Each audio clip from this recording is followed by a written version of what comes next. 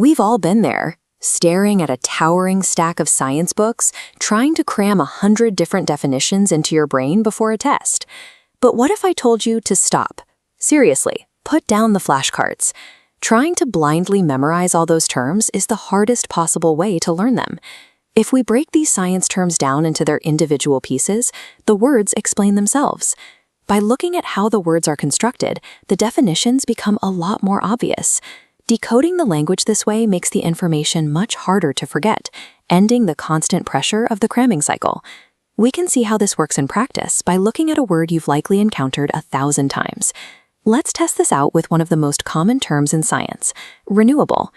If we split this word up, the very first piece is re.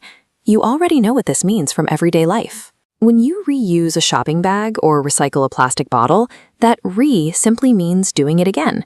Next, we have the word new, and finally, able, which just means it can be done. Put those three pieces back together, and the word translates itself, something that is able to be made new again.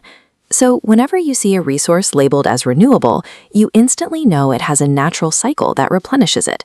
It replaces whatever we take. Water is a perfect example of this. In Japan, many bathrooms have a clever system where the water used to wash your hands in the sink drains directly into the toilet tank to be used for the next flush. It's the same water, made new for a second job. We see this with wind too.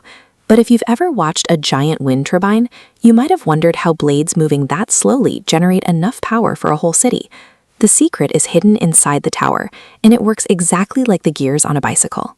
You have a massive outer wheel connected to a much smaller inner gear. Because of the size difference, the giant outer blades only need to make one slow, lazy rotation to force the tiny internal gear to spin dozens or even hundreds of times.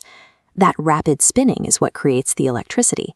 And because the wind keeps blowing and rivers keep flowing across the planet, this entire energy-making cycle restarts itself on a continuous loop.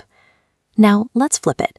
If we attach the word non to the front, we get non-renewable. Following our code, this means it cannot be made new again. Once it's gone, it's gone. Look at raw petroleum. Often called black gold, this thick, dark liquid is pumped from deep underground. But right out of the earth, that crude sludge doesn't actually do anything. It has to be shipped to massive industrial complexes to be boiled and separated. During that intense refining process, engineers extract different layers of fuel.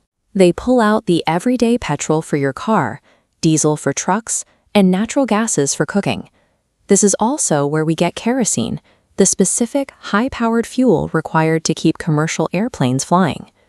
Every drop of those fuels took millions of years of intense heat and pressure to form beneath the Earth's crust. Yet when we burn them in an engine, they are entirely consumed in a single afternoon. This brings us to a second pair of words that constantly trip people up: exhaustible and non-exhaustible. Think about the word exhaustible in your own life. If you sprint a full mile as fast as you can, you feel completely exhausted. Your body is drained. It applies exactly the same way to the Earth. An exhaustible resource is one that eventually runs out of energy. It gets tired, and the supply reaches zero. Any physical material that we can completely drain from the planet carries that exhaustible label. So you know the meanings.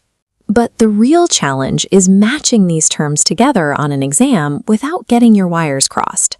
To solve this, there is a simple structural trick, the one non rule. In correct pairings, the word non shows up exactly one time. If your first word is renewable, it pairs with non-exhaustible. If you start with non-renewable, you already have your single non, so it pairs with exhaustible. As long as you count exactly one non across the two words, you have a mathematically perfect way to check your answers. Let's put this into practice with a quick test. Take hydroelectricity. This is the process of using flowing water to spin massive industrial turbines to generate power. Because that water keeps flowing down the river and isn't destroyed by the turbine, it is clearly renewable.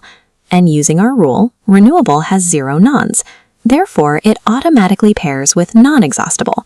When you understand how these words are built, the science defines itself. You'll never have to rely on blind memorization again.